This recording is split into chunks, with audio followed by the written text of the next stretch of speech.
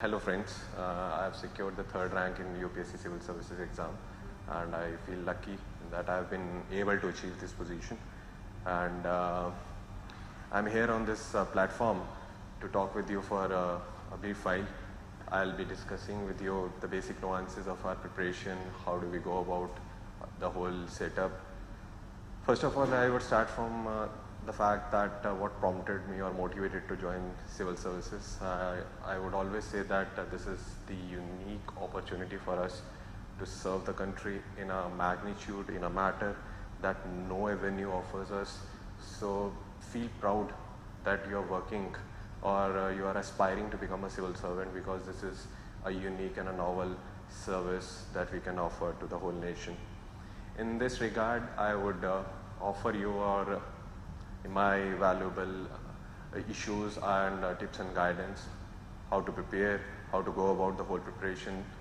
I would say that we have to first analyze how the pattern has been changing for the last few years. I have seen the pattern changing a lot. I started preparation in 2010 and 11. Since then, the preparation has changed a lot. The papers have become much more dynamic. They are not static. They cannot be traced from a textbook. They cannot be traced from a single source. You need to have multiple resources. So the challenge before us is a bit huge, but I'm sure with the right strategy you can ace this examination. In this regard, I would go through the facets of preparation. In prelims, I feel in the starting bit, you should focus on your preparation by understanding the whole topics, their issues. You could go through all the standard textbooks. I have mentioned all the resources for preparation on a platform known as Quora. You can go through that platform. I have mentioned in detail how to prepare, or what all sites, what all websites, book material you can refer to, and how can you prepare for this examination. So regarding prelims, the thing that you should do specially is you should focus more on joining, or let's say having number of mock test series with you. You should read or you should go through as many mock tests with you. The reason I say so is each one of us is gifted with a way of analyzing things. Each one of us is gifted with the way how we present our things and how we understand things. So what happens is, while we read a book again and again, we keep on picking the same things again. So I would advise you to read the more number of mock test series. Go through mock test series. Whatsoever mock you attempt, note down all the questions you do not know the answer to. Let them be as number as possible. It does not matter. You just cover up as many issues and points you do not know. Make a huge list of all those points which you weren't knowing up till this part in pre-paper, and keep on revising it before the pre-papers in order to ensure your success in the prelims examination. Having qualified for the prelims examination, the next challenge before us would be the mains examination. Remember students, I wish to say this to you clearly, that whether it be pre or whether it be mains, both the preparation would have the same set of books, same set of resources. We will not be multiplying the number of resources. Only issue is that in pre we'll be solving a number of free mock test series, and in the mains we'll be solving a number of mains mock test series. But the issue I wish to highlight basically before you is this: before you go to write the mains paper, think and draft as many number of answers. Draft as many number of answers, discuss it with a group of friends, with yourself, and keep on preparing and keep on revising all those questions and issues that you see. So you will go through a number of test series, you'll go through a number of questions, you will revise those questions, you'll try and first frame the answer to those questions, then discuss it with your friends, and then finalize a particular answer. Do this for a number of questions, do this for a number of topics. This is the best way you can prepare for mains. After you have read the basic textbook once or twice, it's more than enough. Do not keep on re-revising the books again and again.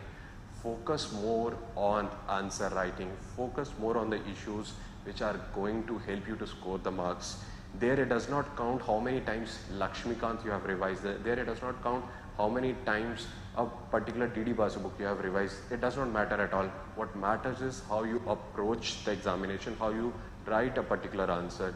So for that, I would suggest you to follow a very fixed strategy of approaching a question Use this strategy along with the knowledge you have, and I'm sure you will improve your mains marks. The strategy of answer writing is very simple, and this is my own understanding that you should write it this way only. So for example, I'll give you an approach how to write the answer. For example, there's a question on, let's say, water. Let's say there's an issue that they have asked that talk about water scarcity or talk about deterioration of water quality, talk about any other aspects of water. What has the government done to handle this measure, or what has the government done to handle deteriorating water quality, and what all steps would you advise in the future? Now such a question, if it is asked, it be on any issue, you start off by explaining why water depletion is occurring or why the quality of water has deteriorated. Mention all the points, whether it be industrial reasons, whether it be population reasons, whether it be urbanization reasons, whether it be agricultural reasons, whether it be political reasons, whether it be social reasons, economic reasons, technological reasons. Let all the reasons come through first, why water resources are depleting or their quality has deteriorated. Let all the reasons first come in. After you have mentioned the reasons, your next step should be to evaluate the pros and the cons of depletion of water quality. What will it lead to? Mention all the positives and the negatives of water depletion or lowering water quality. After you have mentioned the pros and the cons, mention it in the points format always, the pros and the cons. After you have mentioned the pros and the cons in the point format, then bring out the action of government in this regard. And the action of the government in this regard, you should try and explain it via multiple dimensional viewpoint or a perspective. What all government has taken as measures should be always explained via what all ministries are working in this regard, what all schemes the government has launched in this regard, what all acts the government has launched for this regard, policies and institutions.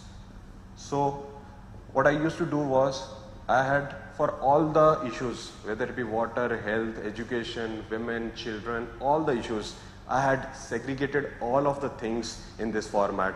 So I had always prepared the schemes name, acts names, policies name, institutions name for each of these topics. The list of the topics I took up from the newspaper reading. I assembled a large list of topics and summarized them in just one page. I kept on revising this again and again so that I always have what all government has taken action in this regard. So in this case of water resources, you could easily mention Ministry of, or let's say the Department of Drinking Water and Sanitation in this regard. You can mention the schemes that the government has launched.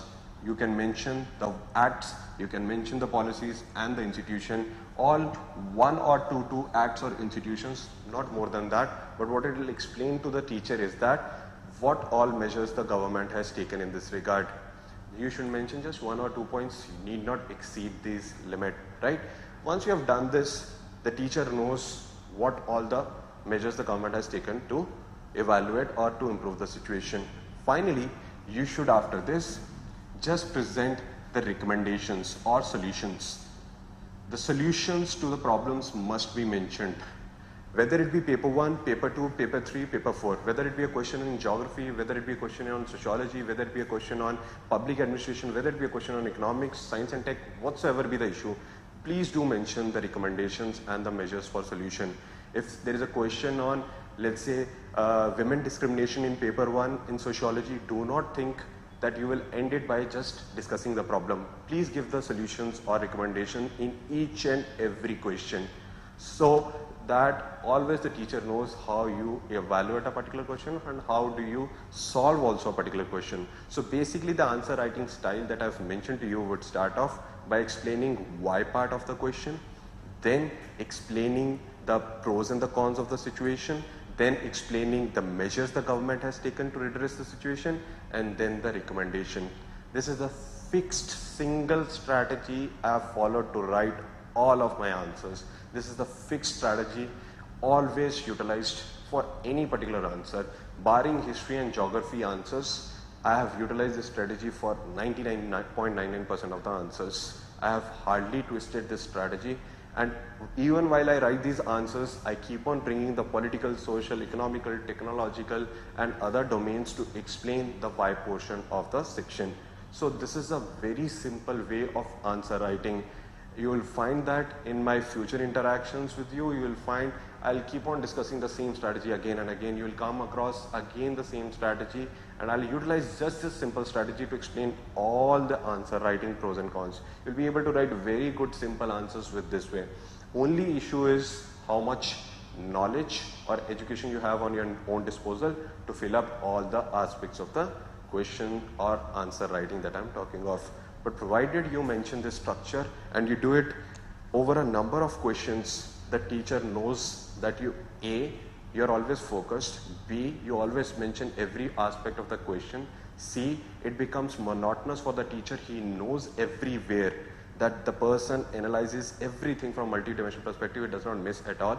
D, also remember this fact that this year paper have been conducted in approximately 50% of the times. That is, earlier they used to take 3 months to evaluate their answers. Now they have been evaluated in just 1.5 months. That means the level of scrutiny per answer has gone down.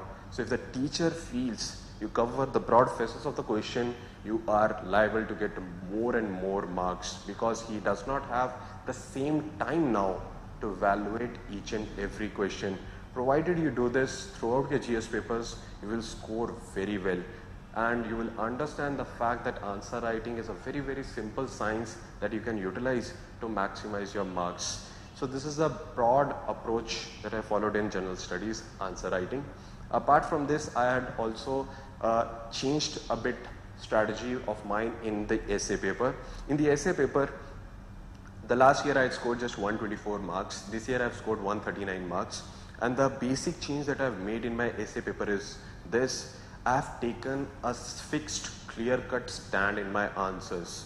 That is the biggest change I have made in my answers. The last year I did not take any fixed particular stand. So this year I had written the topic of, can capitalism bring inclusive growth?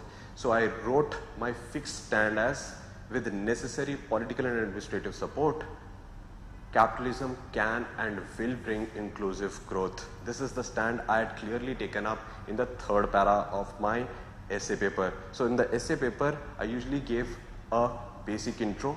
For example, if can capitalism bring inclusive growth, I'll start off with what is inclusive growth. What are all the parameters of inclusive growth? Whether it be growth, jobs, poverty reduction, all the facets of inclusive growth were first discussed in a simple paragraph. Not a bigger paragraph, very simple paragraph, small paragraph. After that, I mentioned what is capitalism, how is capitalism linked as a method to creating growth. Simple paragraph explaining the points and facets of capitalism. Then in the third paragraph, I took a clear stand, as I mentioned to you earlier, with the necessary political and administrative support, capitalism can and will bring inclusive growth. Now what that does is, since the question was asked to you clearly, can capitalism bring inclusive growth? Question mark. You have answered it clearly. The teacher knows your stand and the teacher has got his answer very clearly. After that, you have to simply basically, as a lawyer, put across this stand to the teacher. So what I did after this was, I took up both the sides of the equation. So for all the positive sides of the equation, like capitalism creating growth, as you know, in India after 1991, the growth rate has accelerated. So clearly under capitalistic regime, the growth rate is accelerated. So if growth has accelerated, inclusive growth has been brought. So you have automatically stood forward and said capitalism has created growth. Wheresoever it is in the positive way, show it in the positive way. It has created growth, it has created roads, it has created power, it has created infrastructure. These are all the stands which will support you. So this is easier to explain now, because you have clearly mentioned capitalism will bring inclusive growth, and it can be seen through your every succeeding paragraph that capitalism is creating growth, it is creating jobs, it is creating other infrastructure for the people. Along with that, there will be other side of the equation, whereby let's say the jobless growth has occurred, whereby let's say unemployment rate might have increased. Along with that, other problems might have occurred due to capitalism. Mention all those problems now and say that with your stand that you have taken, with necessary political and administrative support, capitalism can bring inclusive growth. Now you will utilize that stand and say that here capitalism is okay. What is required is the necessary political and administrative support. So mention all the political and administrative support that you have taken for, let's say, poverty reduction. Now poverty reduction as a solution, you would say the government has launched a number of schemes, let's say the livelihood schemes, let's say the job employment schemes. Mention it as a political and administrative support. Via this, you will be able to handle the negative side of capitalism also in a positive light. So in each succeeding paragraph, whether it be positive of capitalism, that is easy to explain.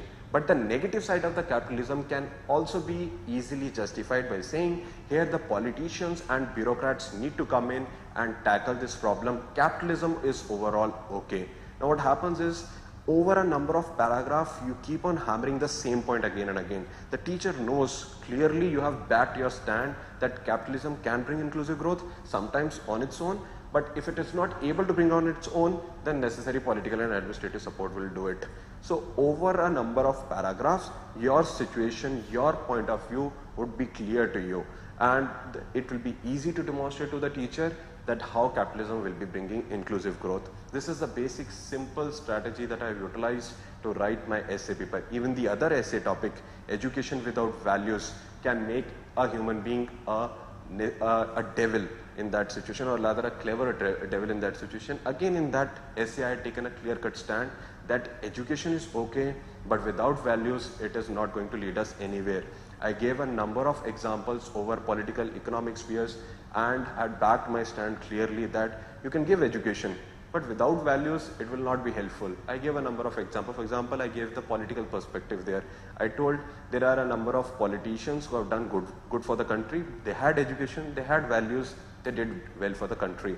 But there are equally the other side of the spectrum, people who were educated, they were politicians, but they did not have values. So they were more of a clever devil only. So in that case, you could have mentioned 2G scam, spectrum scam, coal block scam, all point to the fact that if politicians who are educated but lack values, they are just devils for this country.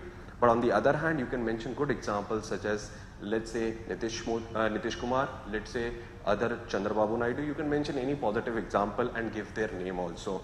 Same I did in the bureaucrat situation. Then I said you can also evaluate this stand from the administrative perspective.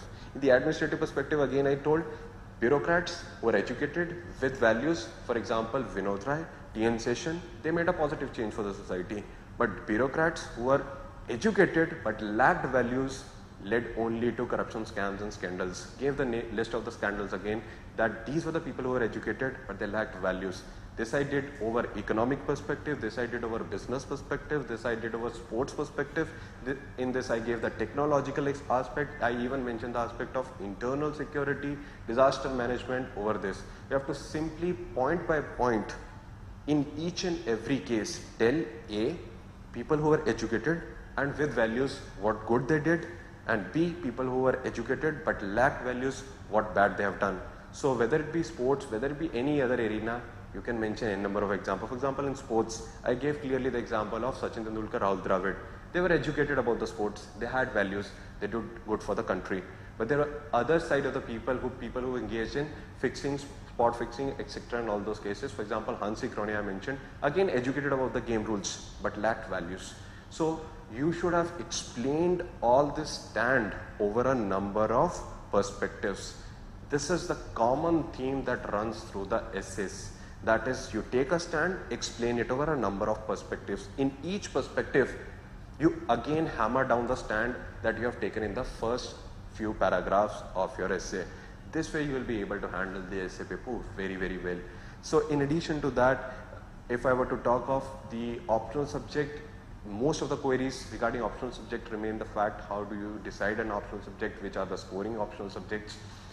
My own experience with optionals has been a bit longish one. I have taken a number of optionals.